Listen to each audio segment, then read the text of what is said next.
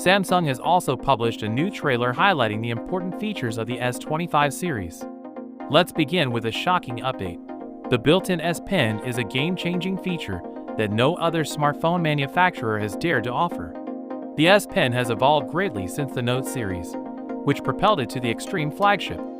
According to recent reports, Samsung may be reducing several of the S Pen's essential capabilities. If these reports are correct, the S Pen in the S25 Ultra will not function as a camera shutter button or for air commands, like as toggling between tasks or PowerPoint presentations. This is because Samsung intends to eliminate Bluetooth capabilities from the S Pen, which handles these functions.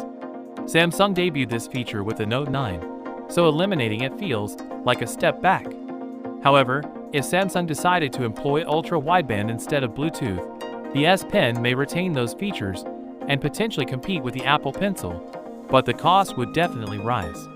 Speaking of pricing, new rumors are circulating concerning the S25 series price. According to a new report from South Korea, Samsung attempted to keep prices consistent after increasing them for the S24 series. The S25 series has greater production costs than the S24 series, and the price increase is primarily due to variances in currency exchange rates between Korea and America. The report did not mention specific costs, but did include the word light. Thus, I believe we will see a $50 price rise. The Snapdragon 8 Elite CPU and additional RAM for the entire S25 lineup are the most expensive additions. But Samsung isn't just increasing the capacity of the S25 series. What's different is that Samsung picked RAM manufactured on smaller nodes for the S25 series.